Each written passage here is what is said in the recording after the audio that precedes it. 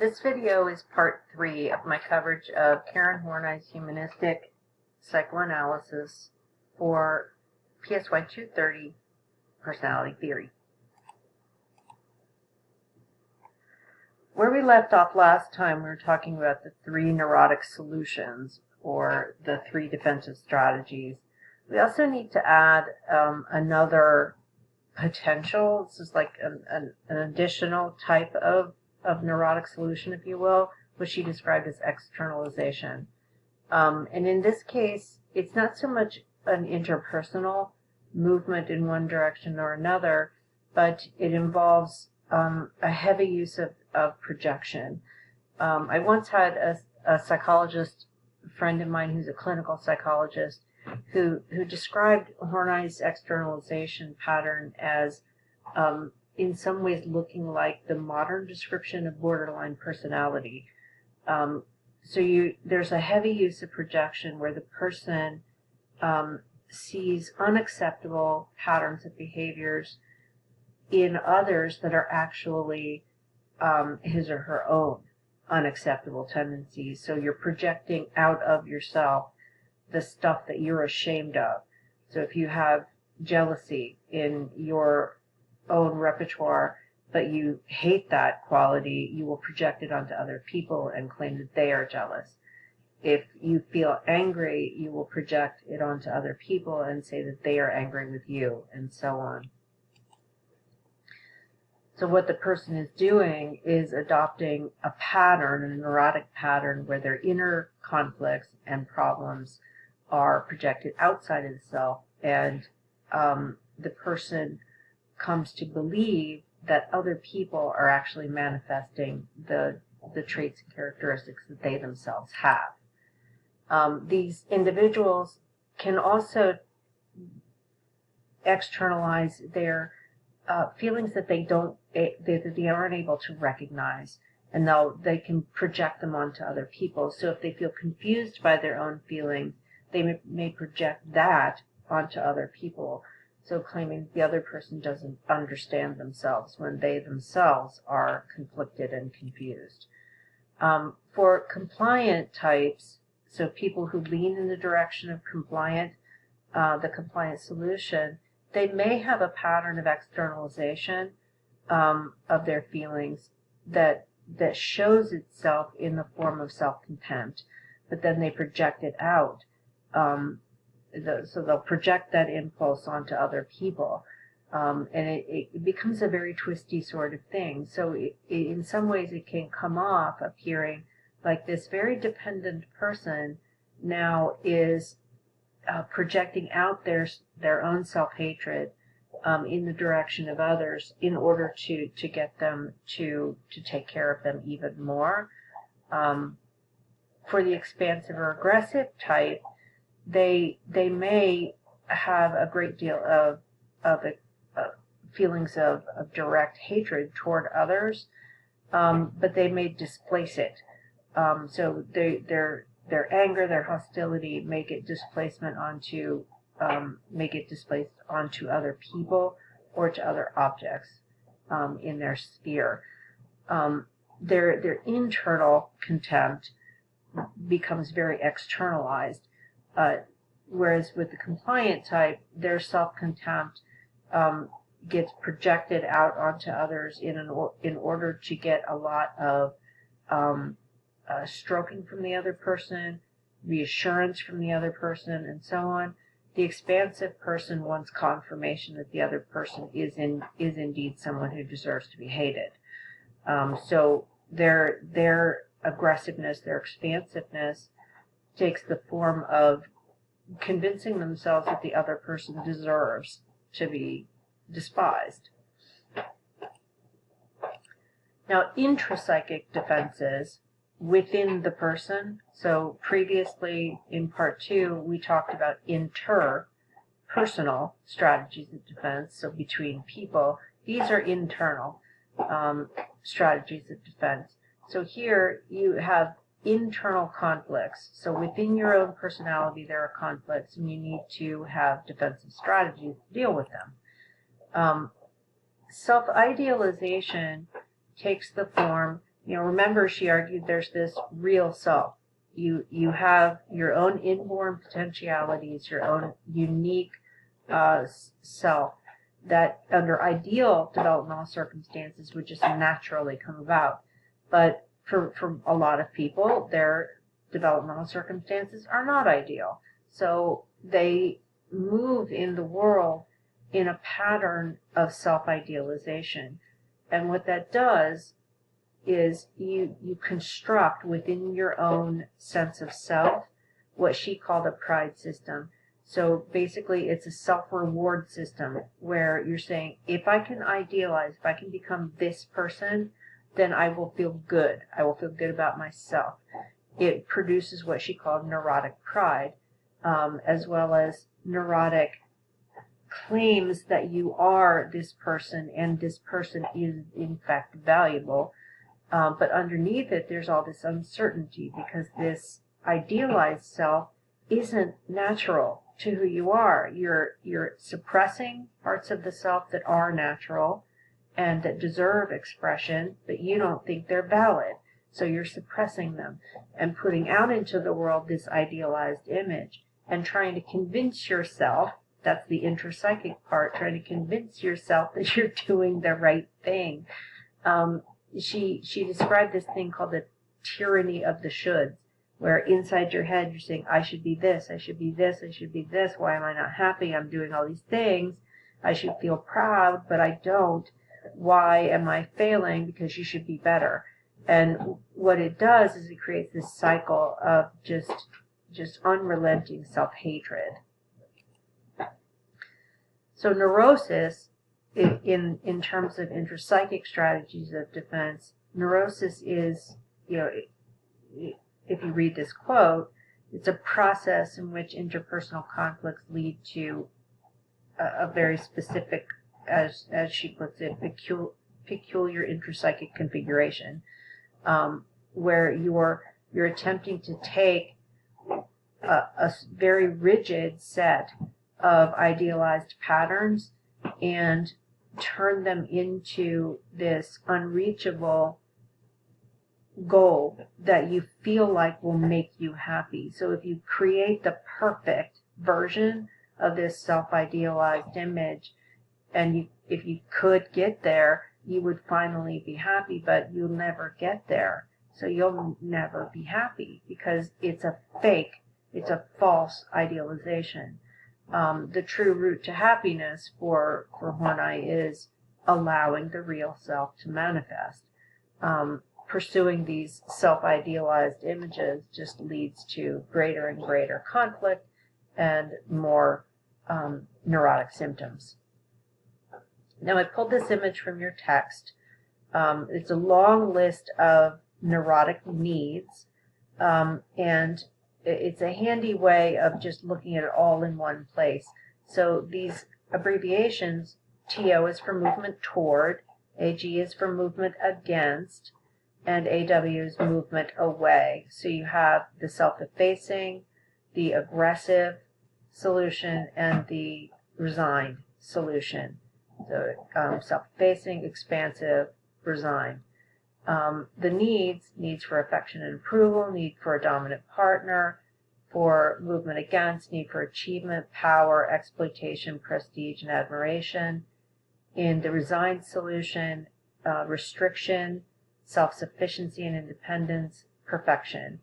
And then she gives you, your authors give you a set of examples of neurotic solutions that the person may engage in.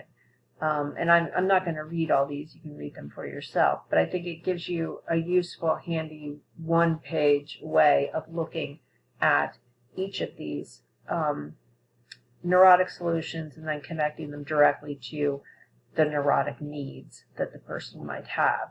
Now remember, health means that you can, in a healthy way, seek affection.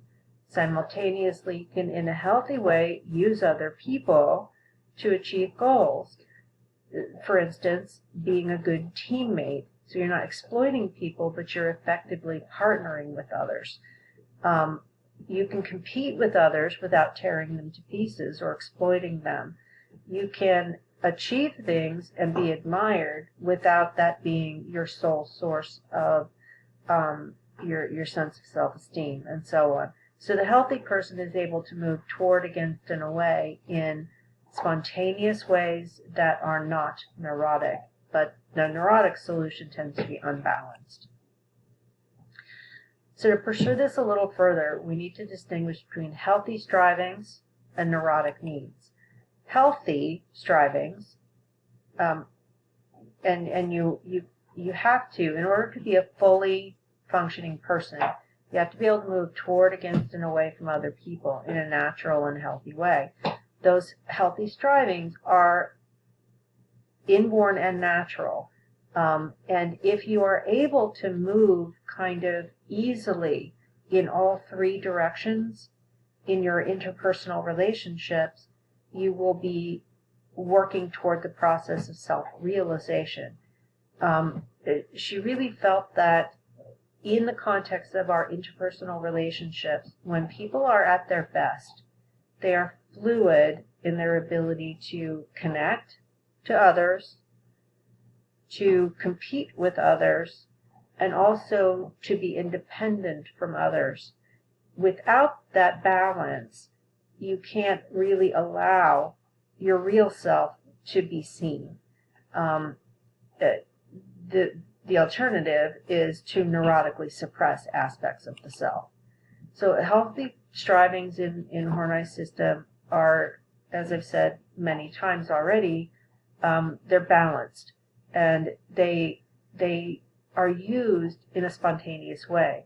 So if there's a healthy sense right now that, you know what, I could really use a friend right now, and you go have contact with your friend.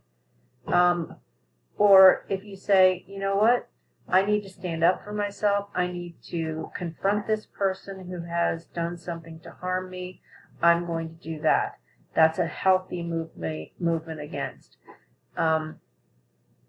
There are times, many times in my life where I'm like, you know what, I just need to not be with people.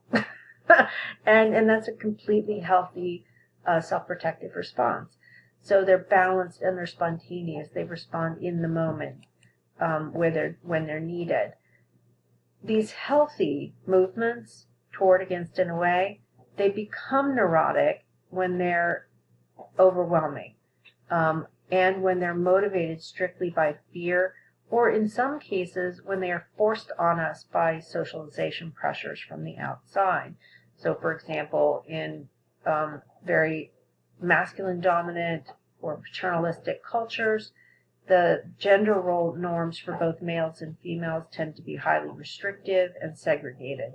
So they may force girls and boys into very different pathways, forcing girls into movement toward, pushing boys into movement against, and so on. So she also built in the fact that neurosis can happen because cultures silo people. Neurotic needs and trends essentially start to characterize that when they're internalized, they become this alternative version of the self that we try to make happen, we try to make real, we try to make it happen almost desperately, because that is the way we think we will be able to reduce the anxiety we feel. Psychoanalysis, the purpose is to identify those neurotic needs and trends and reposition the person so that they can pursue healthy strivings and break away from their compulsive expression of needs. The neurotic needs, since they are compulsive, they tend to be unbalanced. So they tend to bias the person in one movement, so either toward, against, or away, at the expense of the other two. So the resigned person feels that pursuing connection or pursuing competition are both too risky, too anxiety-provoking, so they erect a rationalization for why that is a bad thing to do, and they protect themselves as a result. And they do so compulsively. You can't argue them out of it. Same goes with the movement toward and the compulsive need for dependency, or the compulsive need to conquer other people. They're unbalanced. The idealized image, to give a more complete description of what she means by that, it's an idealized version of the self. And when we get to Carl Rogers' theory, he uses almost the same wording. He uses ideal self and real self. And he talks about the fact that when we have bad developmental circumstances, we're going to move in the direction of an ideal self. She's making the same basic argument. So when we feel weak, when we feel worthless, when we feel inadequate, we construct a version of self that we think will combat all of that. Now, you've done that in your head probably a bazillion times. You've probably done it today, where you think, you know what, I'm just not that great in this area of my life. Or maybe you're having a particularly bad day and you think, you know what, I'm just a piece of crap. The idealized image in Horney's model is basically saying, if I want to stop feeling this way, I need to be this person, and then pursuing that. Now, sometimes the qualities of that idealized image are supplied by the outside. You know, your world, your social world says you need to be like this, and here are the traits that are okay for you. Here are the traits that are not okay for you. Go for the ones that are okay for you. Whether they're natural for you or not, this is what you should be. The idealized image in Horney's system is going to be characterized by the attributes, the needs that are the person's predominant defense. So they'll either be characterized by the movement toward, the movement against, or the movement away. Self-effacing people, their idealized self-image is seeing themselves as lovable, seeing themselves as kind and unselfish and generous and humble and saintly and sympathetic. You may have encountered people like this who they're in some ways are just a little too nice to be true. And they I don't know, when I run into someone who's just utterly self-effacing, they kind of make my teeth hurt because they're just so sweet, which is a really silly way to put it. But anyway, that's the idealized image. Now, internally, this causes anxiety, because what if you just aren't feeling particularly unselfish today? Or what if you are feeling overwhelmed by the fact that you are surrounded by people and they're always there and they're kind of suffocating you, but you've been dependent and self-effacing, you've been demanding that they suffocate you, but you're feeling suffocated. That causes a conflict. So then you become extra anxious and you push on the gas pedal of the niceness, and you're trapped at that point. Arrogant, vindictive people, their defense, their idealized image, they see themselves as masters of all things. But underneath, what's the fear? That they're failures, that they are losers, that they are incapable. So if that leaks to the surface, that arrogant, vindictive person is going to put their foot on the gas and become even more arrogant and even more vindictive to demonstrate to whoever's in the vicinity that they are the master. Narcissists will have the tendency to value themselves over others, to see themselves as better than others, to see themselves of greater value than others, to shamelessly self-promote. And the purpose is because underneath they don't see themselves that way. So what they're putting out there to the world is a false front, and they try to convince themselves, even though they're not fully successful, they try to convince themselves that they are deserving of all of those achievements, of all of those wonderful attributes they claim to have. The perfectionist uses perfectionism as a defense against feeling weak, feeling incapable, feeling incompetent. The perfectionist will put themselves out there as the model of all things perfect.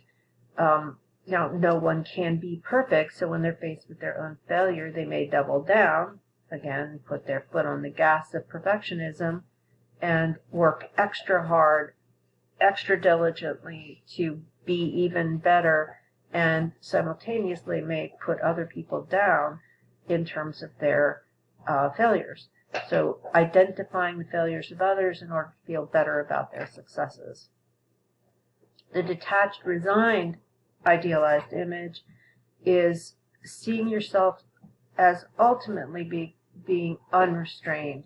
But as the saying goes, no one can be wholly an island. At some point, you're going to need something from someone. You're going to need help. And the idealized image says, no, I don't. I will never need help.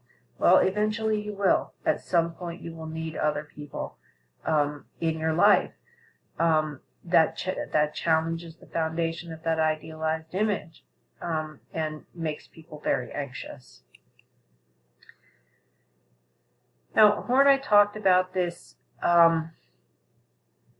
concept of the search for glory as really characterizing self-idealization. So when we are fully neurotic and we're in pursuit of this idealized image, what you're really doing by embracing the idealized image is attempting to achieve a falsehood that will make you feel better. So it's not so much perfect glory. Like when you think of the word glory, other people are fawning at your feet. It's not necessarily that, but you're trying to make this idealized image an actual real thing. Like if you're the effacing type, you want to be the perfect, loving, self-sacrificing person, the perfect object of desire for the dominant partner in your life. Whatever it is, it's perfect, it's perfection, and you're seeking that perfection of that idealized image. Well, no one can do that. It's utterly and completely unrealistic for you to achieve. So in Horney's eyes, this search for glory is a search for a falsehood. It's neurotic because you can't get to it. We see it as glorious, and what we see as glorious is going to differ with each of the three types of solutions. In a way, as your authors put it, it becomes your private religion, because it overwhelms you in terms of the amount of psychological energy that you have to put into it. Being neurotic is really kind of putting all of your psychic energy into trying to defend yourself against the falsehood being discovered. So this idealized self-image is a falsehood. You're constructing it out of nothing. You're denying real aspects of the self that need to be allowed to emerge, and instead you're putting up this false front. It's eventually going to fall apart. So these false searches for glory, like I look at our current culture and how it used to frustrate me to no end, how my kids' school system was pushing kids to choose a career path in the 5th grade, which is ridiculous. You probably had that experience, some of you, where you were told you have to be in a sport, you have to be in this set of extracurriculars, you have to do all of these things, you have to be in these clubs, you have to do this and this and this, you're going to never get into a decent college, and if you don't do these things, you won't be valuable, and you won't be employable, and you won't make enough money, and no one will marry you, and you won't, it's just this cascade. So we tend, in American culture, we really love to search for glory, and we really have a tendency as a culture to push it on our children. For Horney, she would have looked at our modern reality and gone, this is awful. You want to instill basic anxiety? Look at American culture. We tend to do a really fabulous job of that because we tend to start pushing our kids to be extraordinary before they're even able to talk.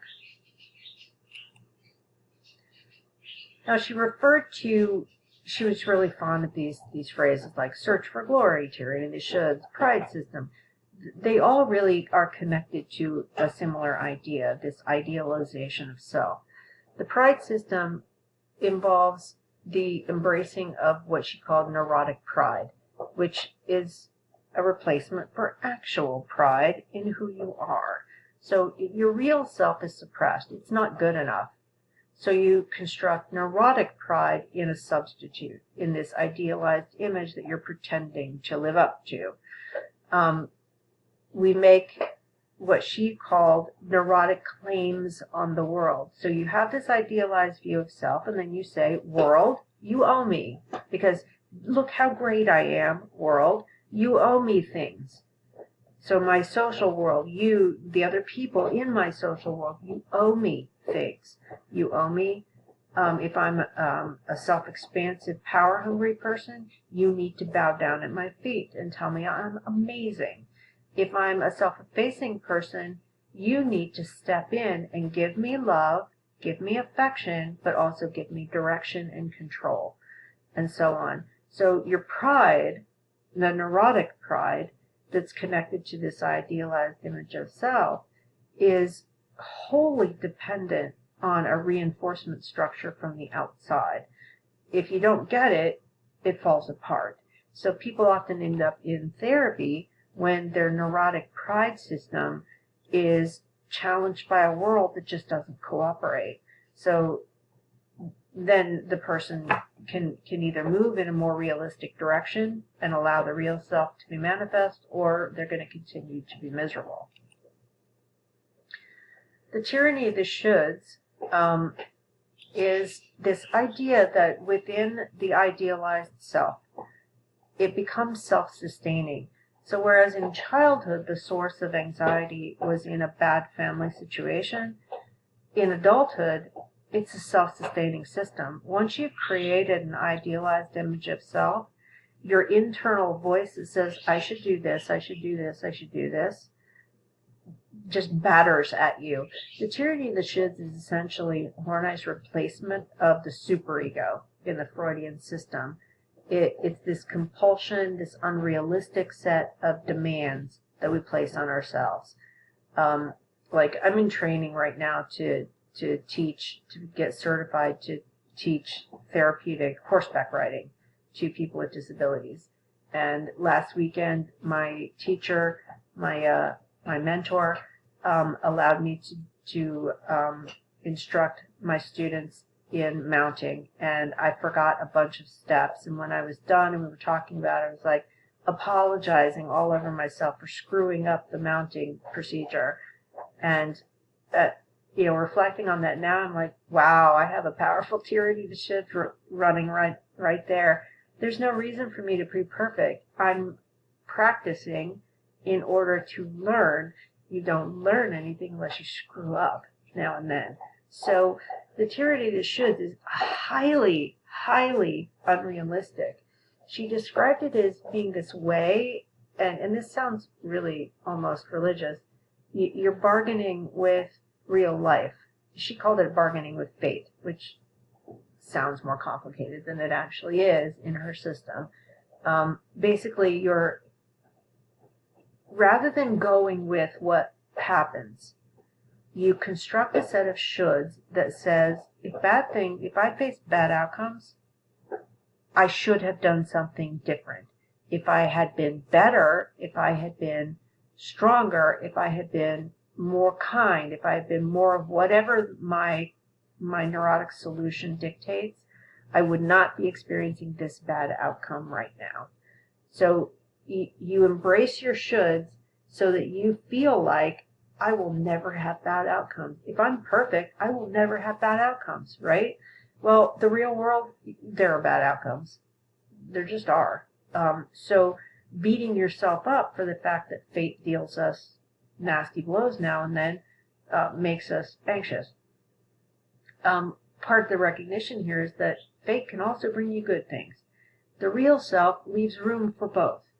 That allows us to be both resilient and appropriately opportunistic. The shoulds, when they have control of us, they produce an overwhelming sense of self-hate. and they bolster the idealized self-image that you're chasing. This continued self-hate it becomes this self-repeating cycle. I continue to feel bad about myself. I need to double down and try even harder to be what my tyranny, the should, says I should be. The solution in therapy is to reject that, to reject the shoulds because they're irrational and unrealistic, and they really arise out of the suppression of various aspects of the self that need to be embraced in balance. The shoulds are, as I've said repeatedly now, they're unrealistic. So they are constructed in our minds regardless of reality. They typically aren't feasible. They ignore the context of what's possible, and they ignore your emotional state and the limitations you might be facing. They're based on an unrealistic sense of what you can do and what you should be able to do, and as a result, they are very coercive. The emotional outcome is a persistent sense of guilt and anxiety, relationships that are always tenuous and constantly being evaluated, not feeling spontaneous, and really not feeling confident that you understand the world around you. The basic conflict in Karen Horney's model concerns, within each interpersonal defense, there's one aspect of basic anxiety that's going to be over-focused. And this all goes back to the imbalanced state of neurosis. So one element is going to be overemphasized. Helplessness is going to be overemphasized in the self-effacing solution. Hostility is going to be central in the aggressive, and isolation is going to be central in the detached approach. As Horney put it, it's not neurotic to have conflict. Conflict is normal. Internal conflicts are normal. They're appropriate, and they are a part of human experience. There's always going to be some conflict, and that conflict is a part of our natural energy system, if you forget that phrase. When we are living in a pathogenic system, whether it's in a childhood or in adulthood, it doesn't matter. If we are in a social situation, in an environment that is pathological, the feelings that are overemphasized are likely to occur. And that's likely to prompt us to make defensive movements so that we can somehow feel like we are in control of that basic conflict. So if we're moving defensively, what we're facing is a basic challenge to our real self, hence basic conflict. Because what's happening is the pathogenic social condition, the pathogenic circumstances that you're in are challenging you, and they're biasing you in the direction of picking helplessness, picking hostility, or picking isolation as the path of least resistance. And when you do that, now you're stuck, because underneath, your real self is not going to leave you alone. It's going to constantly be begging you for release. So now you're in a state of basic conflict, and the conflict is between the real self and the world that is forcing you to idealize. So these other movements, let's say you've moved toward helplessness, the aggressiveness, the detachment, they're still going to be there, and they're going to leak to the surface.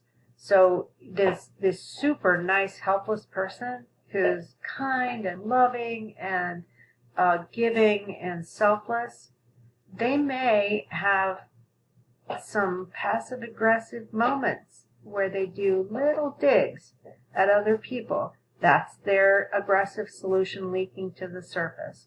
They may have these times when they use car rides as their moment of privacy.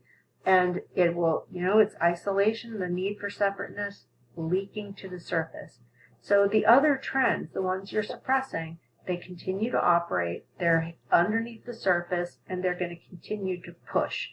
As your authors put it, they may be disguised, they may be sneaky, but they're always going to be there. For Horney, that's the real self demanding attention. And those pressures, those can become clinically significant. They are a source of anxiety when you're neurotic, when you've chosen an interpersonal defense strategy and you're using that and you're living in that mode. The other rejected trends are just going to continue to pressure. And that is what causes the discomfort and the depression and the anxiety and so on and so on. When the submerged trends, when these repressed trends get closer and closer to the surface, that's when people, as she put it, could have breakdowns, when they would really face a crisis point, when they may just fall apart and seek help at some point. In severe cases, she would argue that they may become incapacitated. Horney referred to the central inner conflict. So now the previous slide was about interpersonal conflicts. Now we're looking at the intrapsychic conflict. The basic conflict intrapsychically is the conflict between the idealized self, represented by the pride system that you've constructed to protect yourself, and the emerging, because real self is not going to stay quiet. It's always going to be there, and it's always going to have a need to grow and become more recognized by the person. So the emerging real self, the intrapsychic conflict, is your idealized image saying, absolutely not. Those impulses, those real self impulses, those are bad. So the person, essentially the central inner conflict, leads to a doubling down and expressing self-hatred in the person. But the person, him or herself, may actually twist that upside down and say, when I'm suppressing these impulses, I'm suppressing bad things that keep me from being the best person I can be, when in fact what they're doing is the opposite. So the central inner conflict is the challenge for the psychoanalyst. As Horney put it, psychoanalysis is not the only way to deal with inner conflicts. She felt that living your real life can often help you correct these problems, because life is going to continue to throw demands at you that require your flexibility. Life is going to throw demands at you. Like, think about COVID. We've been isolated. And what if you are a person who relies on either movement toward or movement against excessively, and now you have to quarantine all the time? You're spending a great deal of time by yourself. You're not used to spending any time by yourself. People who tend in those directions, now they're challenged by the world where they can't have a lot of contact with other people. What are you going to do? Horney argued, well, that's a moment where your real self can actually assert something useful. Learning how to self-regulate, learning how to be alone but not self-destructive, that kind of thing. So she felt that, psychoanalysis can be great. It can help people to work through the central inner conflict and to embrace the real self and shed the neurotic solutions and the neurotic intrapsychic defenses. But real life can actually push you in those places as well. Part of what has to happen is this proud self which usually is going to defend itself fiercely against the real self, the balanced real self. It's going to fiercely do this defense work because it sees the real self as a threat, as an existential threat. So part of the process is recognizing that the proud self that comes out of the pride system is a lie, and that the real self, let's say you're a self-effacing person, and your real self is saying, you know what, you need a break, you need to take a me day. The proud self is going to say, that is so selfish. That is selfish. That is wrong. That is, and then the proud self is saying, now you need to do some penance. You need to go out and show just how kind and selfless and self-effacing you are. Well, over time, that becomes unsustainable, to use the common phrase of the day. The proud self is going to keep trying to battle that back, but eventually the real self is going to win out. Horney had a fairly optimistic, in comparison to Freud, a very optimistic viewpoint that the real self is going to keep pushing and pushing and pushing, and eventually, if it's with the help of a psychoanalyst or some other therapist or through your own process of self-exploration, the real self can become a reality. And that ends my coverage of Karen Horney's model.